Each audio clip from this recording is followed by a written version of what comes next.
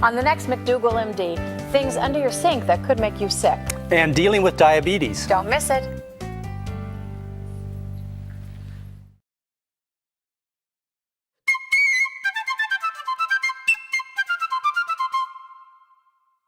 This is Hello Channel. In a few minutes, you'll meet a woman who was poisoned by common household products you probably have in your own home. It happens more often than you think. It could happen to you and your family. We'll tell you what to watch out for. Plus, Dr. John has answers to your questions about how to live with diabetes. I'm Mary McDougall, and you're watching McDougall MD.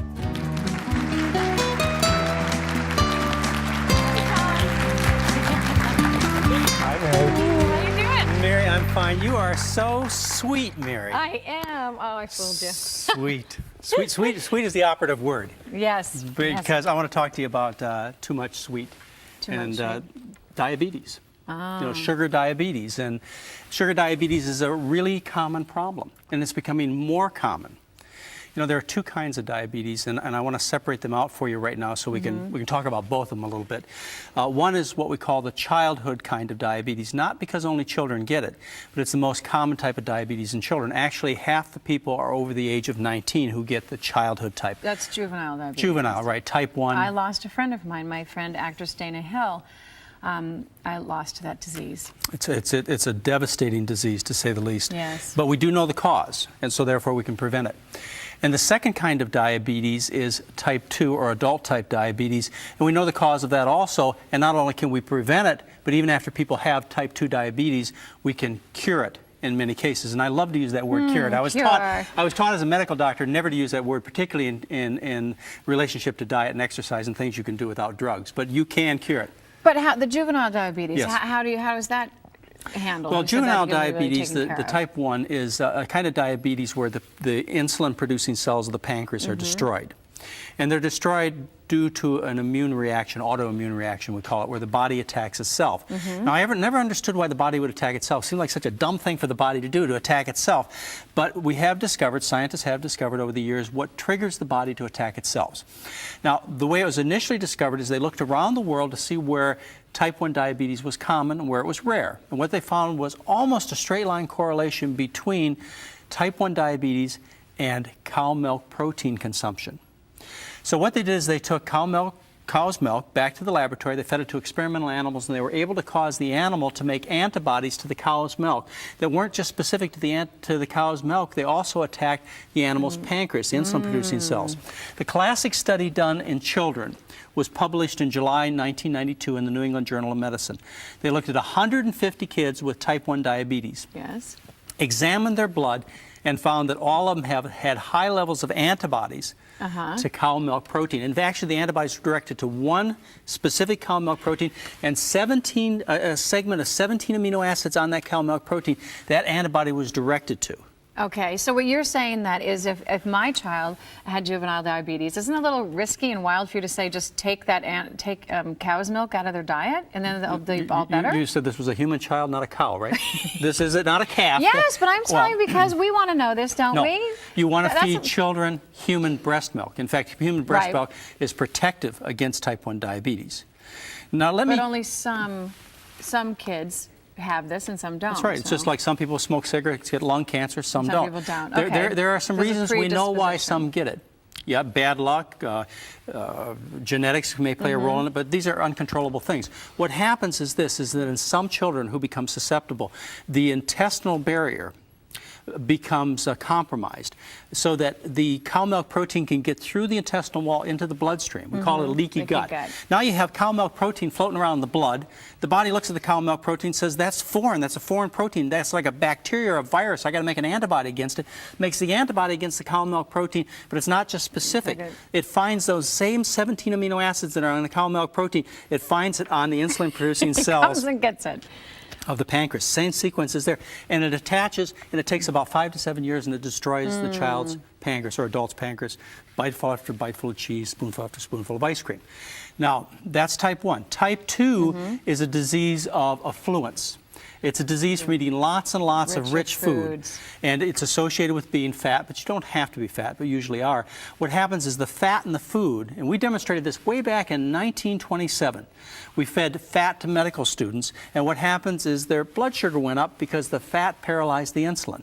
Now, a lot of people think that diabetes is due to sugar. It's not. In that same experiment, they fed a high carbohydrate diet that was actually half sugar and half starch to these medical students, and their blood sugars did not go up. They stayed low. Not the sugar. Right. So you take that experience. And this experience, by the way, is very extensive in population studies these days. We see, for example, the Pima Indians in Tucson, Arizona, who didn't have any diabetes 75 years ago, were put on a reservation, forced to eat the rich Western diet, and of course they did it without much reluctance. Forced to eat the rich Western diet, and they have developed a population where half the people have diabetes.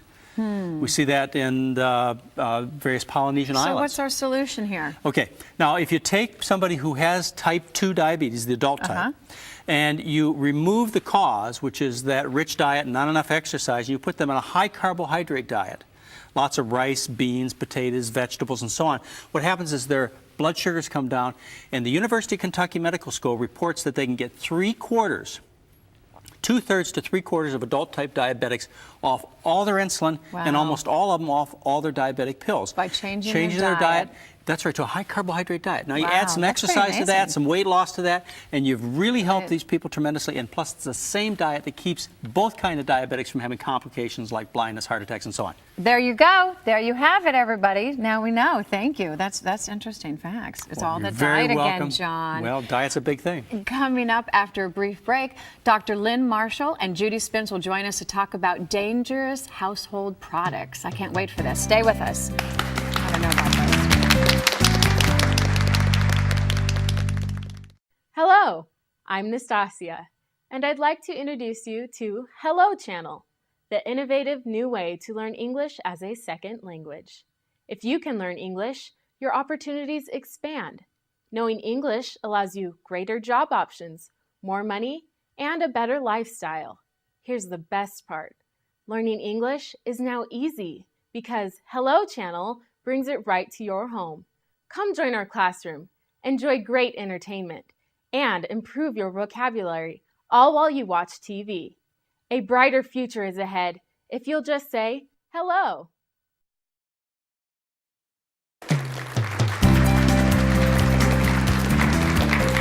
And welcome back. With us we have Dr. Lynn Marshall. She's with the Environmental Clinic in Toronto. And we have Judy Spence, who's a nurse, who's also president of the Environmental Society. I don't have that quite right. What is it? Environmental Illness Society Environmental, of Canada. Close enough. And let's start with you, Dr. Marshall.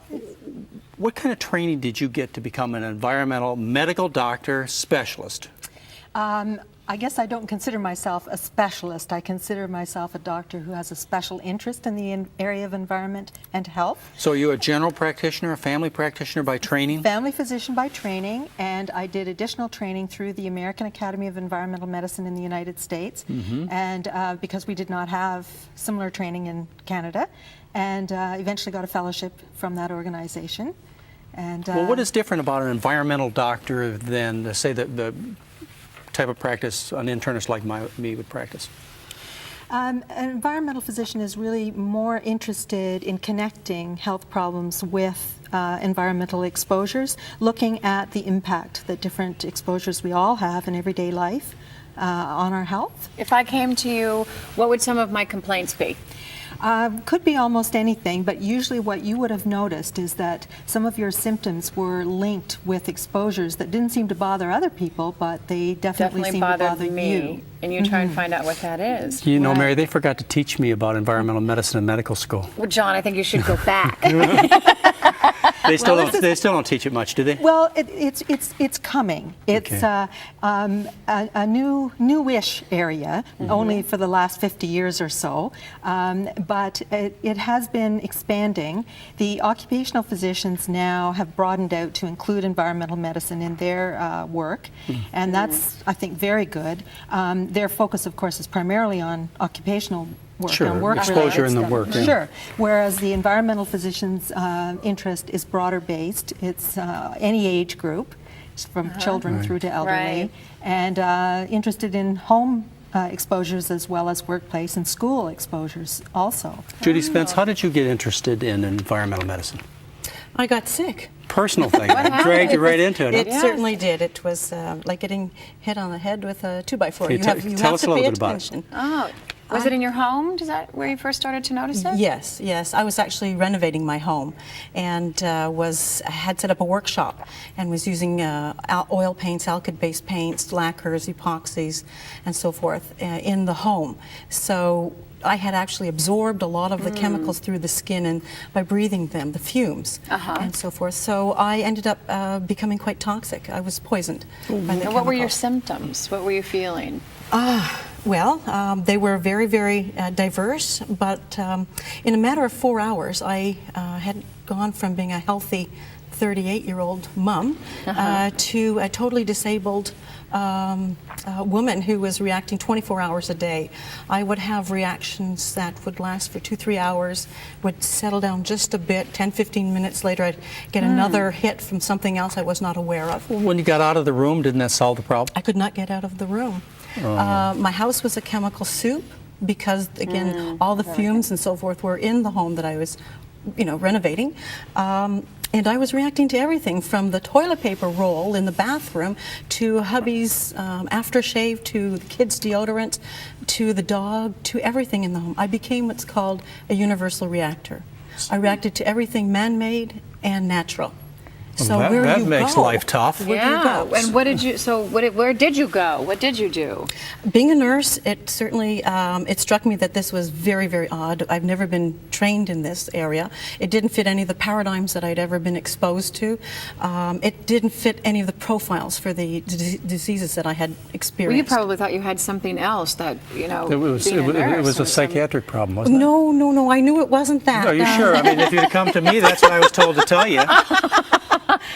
You just thought you were going crazy, but you knew you were sick. No, actually, to be very frank, the very first indicators I had that there was a problem was that my urine was coming out blue, green, orange, and so forth, which said to me I was in big trouble. Something was and likely wrong. to do with the headaches I'd had for a couple of months that the doctors just dismissed and so forth. But no, I was having muscle spasms. I was going into shock, blue lips, blue fingers. There was poor oxygen. Asthma started. Seizures started. So it was quite evident that See there was any doctors something. about this? Oh, sure. And? Oh, sure. I saw my regular physician. my Probably did GP. lots of tests on you for everything else. He gave me anti. I guess Depressants. no. No, it is. It's a psychiatric problem. Well, no. First, She was lucky. we started with analgesics for pain. Oh, yeah. Your Oh, aspirins, yeah. and then we went Treat the to symptoms. Non-steroidal treat the anti-inflammatories. symptoms. Treat those symptoms. I know that one. And then there was a recognition finally after I insisted, that I really stuck to my story because it was real. The family was seeing me experience, pass out and so forth. Muscle spasms all the time. Could not tolerate foods. As and a so nurse, forth. did you start to figure this out on your own? Yes. Well, I knew that it had to have something to do with the chemicals I was working with. Is that- I ran a renovation company years ago, and I thought I was very safe with my employees, teaching them, good techniques and so forth. But then there's to understand the nuances. What really is a safe environment? How much air do you actually have to have when it says ventilate well? They're not. The instructions are not there for people using home products. I.e., I was holding sponges with paints in my hand as I was making bleached oak cupboards. Well, how did you Right. get this? How did you get it solved? What How did you steps figure did you it all take? out? I was bedridden for about 4 months. I could only crawl from my bed to the bathroom and back.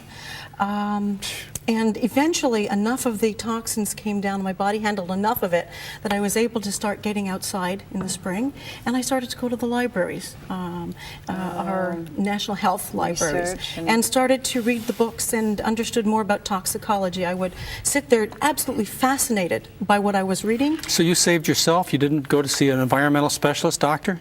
I did eventually. Did you see Dr. Marshall? No, she's in a different city. Oh, okay. But it finally dawned on me that it had to do with the environment. I went through the yellow pages and said, well, environmental medicine must be Sure. where it's at. And that was a 6-month waiting list. Right. Wow. So 6 months. Now, indeed, what I had done is I'd gone a few times to the emergency ward of our nearby hospital, and I said, I'm working with chemicals. This is what happened. Can you do dialysis? Can we get the chemicals out of my, can we assess? Wow. Yeah, that's And one of can we my get 'em out? questions. Dr. Marshall, is there any way that, because there are people who come and say that they're loaded with toxins and that's their problem. Is there any way to detoxify somebody? Yes, but it's still an area of interest and of research, and it's very slowly developing. What has been found, I think what's starting to emerge are the mechanisms and trying to understand what are the underlying problems. So there are some solutions, but not very many. Well, the solution is to get away from those things, isn't it? The Get away. solutions, first of all, are Just to avoidance. get away. And be aware of yes, what it might be. Being aware is very important, and if one can generally lower the level of exposures that one Right. has to things that are known But I want toxins. some quick fixes. Maybe when we come Well, back, when you we- can give us maybe some when we quick come back, fixes. we can- I want the pill that'll solve the problem. That's right. Well, we're going to try and help with that pill and show you some safe replacements for toxic household products when we continue right after these messages.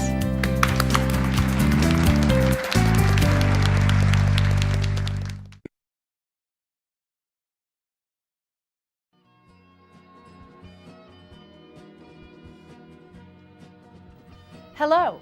That's right, I said hello. I'm talking about an exciting new television channel that will change your life. My name is Ruth, and I want you to be one of the first to know about Hello Channel. Hello Channel is designed to teach you to speak English. Anyone can learn. We offer something for everyone. You'll see programming for children, teenagers, and adults, all on different levels. With Hello Channel, you'll hear, see, read, and speak English as you're watching entertaining television programs, making it easy to learn. If you've always wanted to learn English but haven't had a chance, Hello Channel is perfect for you. Start today, and remember, for a brighter future, just say hello.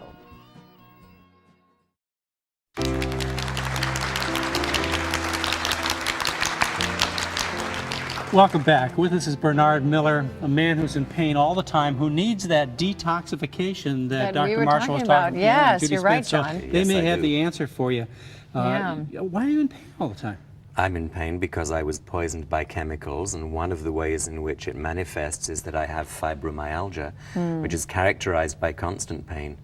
But why aren't you better? Why you stay away from all these things now, don't you? I stay away from all these things when I can. If I were to stay away from them completely, I would have to live in a bubble. As soon as I come into even this studio, there are products around me which I can't avoid, which affect me. They never used to before I Do they got affect you sick. immediately?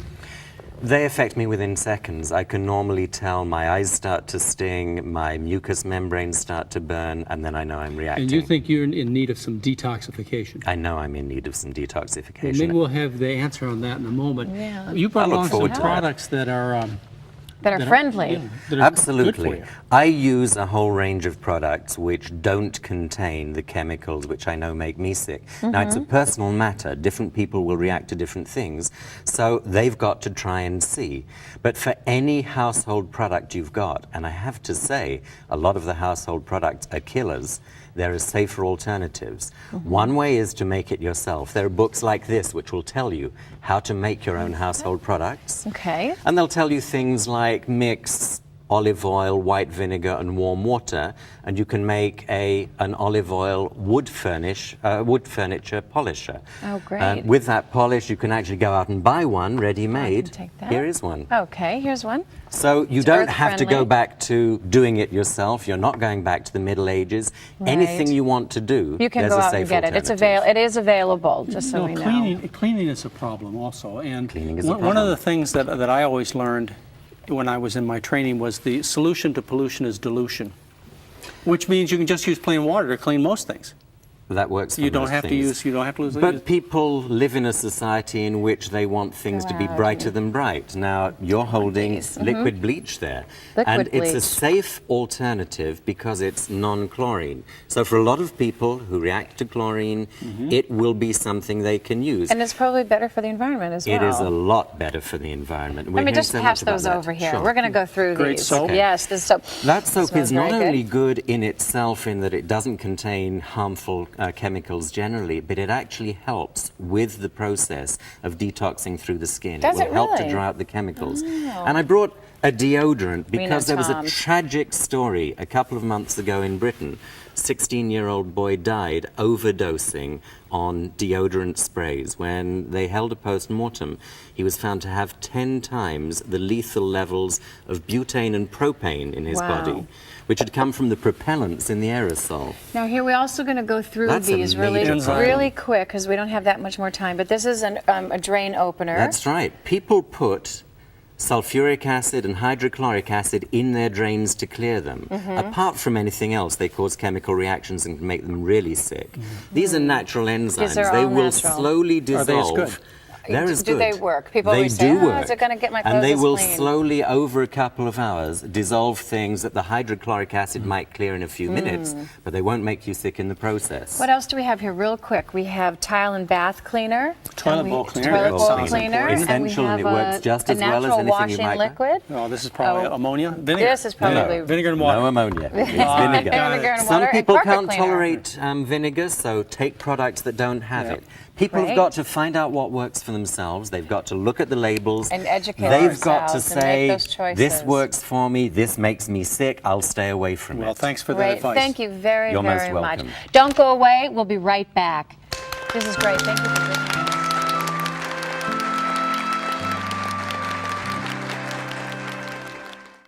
Learn English at home. Just say hello.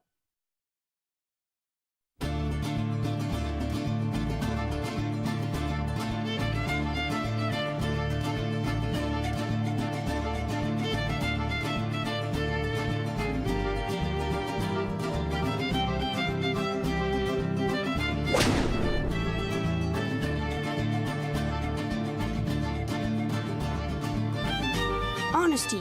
Pass it on. A message from the Foundation for a Better Life.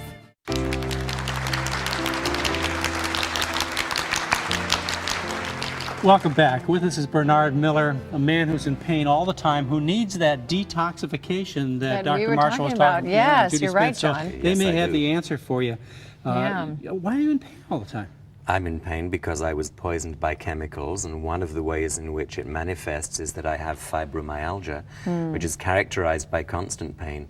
But why aren't you better? Why you stay away from all these things now, don't you? I stay away from all these things when I can. If I were to stay away from them completely, I would have to live in a bubble. As soon as I come into even this studio, there are products around me which I can't avoid, which affect me. They never used to. Do Before they I affect got you sick, immediately? they affect me within seconds. I can normally tell my eyes start to sting, my mucous membranes start to burn, and then I know I'm reacting. And you think you're in need of some detoxification? I know I'm in need of some Well, detoxification. maybe we'll have the answer on that in a moment. Yeah. You brought I look along some forward to that. products that are That are friendly. yeah, that are good for Absolutely. you. I use a whole range of products which don't contain the chemicals which I know make me sick. Now, it's a personal matter. Different people will react to different things, so they've got to try and see. But for any household product you've got, and I have to say, a lot of the household products are killers, there are safer alternatives. One way is to make it yourself. There are books like this which will tell you how to make your own household products. Okay. And they'll tell you things like mix olive oil, white vinegar, and warm water, and you can make an olive oil wood furniture polisher. Oh, great. With that polish, you can actually go out and buy one ready-made. take that. Here is one. Okay, here's one. So you It's don't have to go earth-friendly. back to doing it yourself. You're not going back to the Middle Ages. Anything Right. you want to do, You can there's go a out safe and get it. alternative. It is available, just so No, we know. cleaning is a problem also. And Cleaning is a one of problem. the things that I always learned when I was in my training was the solution to pollution is dilution, which means you can just use plain water to clean most things. That works for You don't most have to things. use, you don't have to use. But people live in a society in which they want things to be brighter than bright. Now, you're holding liquid bleach there. Liquid and it's a bleach. safe alternative because it's non-chlorine. So for a lot of people who react to chlorine, it will be something they can use. And it's probably better for the environment as well. It is a lot better for the environment. Let me just pass those over here. Sure. We're going to go through Great these. soap. Yes, this soap. That soap smells is not very only good in itself in that it doesn't contain harmful chemicals generally, but it actually helps with the process of detoxing through the skin. Does it will it help to really? dry out the chemicals. And I brought a deodorant because there was a Tom's. tragic story a couple of months ago in Britain. 16-year-old boy died overdosing on deodorant sprays. When they held a post-mortem, he was found to have 10 times the lethal levels of butane and propane in his body, which had come from the propellants in the aerosol. Now here we're also going to go through That's a these really, major problem. really quick because we don't have that much more time. But this is a drain opener. That's right. People put sulfuric acid and hydrochloric acid in their drains to clear them. Apart from anything else, they cause chemical reactions and can make them really sick. These are natural enzymes. are They all will natural. slowly dissolve. Are they as good? They're as Do good. they work? People they always say, do "Oh, work. is it going to get my clothes And they will clean?" slowly, over a couple of hours, dissolve things that the hydrochloric acid might clear in a few minutes, but they won't make you sick in the process. What else do we have here real quick? We have tile and bath cleaner. Toilet bowl cleaner. Toilet That bowl sounds cleaner. important. Essential, and it works just a as well as natural anything you washing might liquid. Oh, this is probably Oh. ammonia? Vinegar. This is probably Vinegar and water. No ammonia. It's Vinegar vinegar. and Some water and people carpet can't cleaner. tolerate vinegar, so take products that don't have it. People Right. have got to find out what works for themselves. They've got to look at the labels. And educate They've got to themselves and say, make those choices. this works for me, this makes me sick, I'll stay away from Well, it. thanks for that Great. advice. Thank you very, You're most very much. welcome. Don't go away. We'll be right back. This is great. Thank you for being here.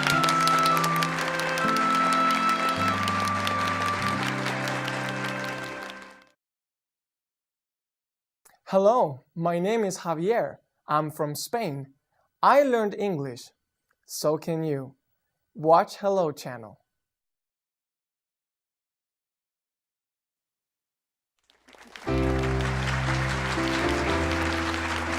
And welcome back.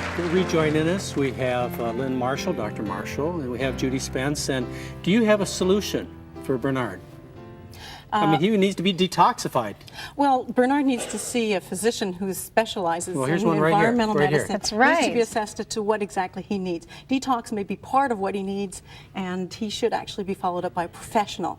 I did have detoxification. I did have IV supplementation. I was able to remove chemicals and heavy metals from my body, and I was able to turn off the reactions. That worked for me. Dr. Marshall, isn't that a little controversial, the IV vitamins and other agents, EDTA and so on? It is, and I think it warrants a lot more investigation. Certainly empirical evidence has been, though, that the intravenous supplementation has been very helpful in people who have been Why hasn't it been studied? To me, poisoned. it's just logical, and it seems like it would be so easy to study. Here you've got a chemical substance that people can make money off of, drug companies, IV, vitamin C, IV, so on. They ought to be investing in properly controlled studies to see whether this works or not. What's the hold up? Especially if it's helping people. Well, certainly empirically it appears to be, and also there are other mechanisms of support with enzyme supplementation as well as nutrient supplementation that helps detoxification via sauna, along with massage, exercise, and so on. Not going to hurt. And the And Environmental help a lot of Illness people. Society is actually raising funds for research. And we work with the Medical Research Council of Canada and for fund program. Can you give us a number, Judy, that someone might call in case anybody is having some chemical sensitivities and this sounds very familiar to you? What is a number that they could call? The Environmental Illness Society has a toll-free number in Canada. It's 1-877-362-1103. In the U.S., would you like a U.S. number? Yes, definitely. People can contact MCS Referral and Resource, and they are at 410. The area code is 410-362-6400. Well, thank you very much. so It was really much. great Thank to have you all all you on for the show. being We wish you the best. here. Hope you get better. Yes. Thank you very And thank you much. very much Feel for joining better. us. Yes, we'll see you next time. Bye-bye. Thank you very much for being here.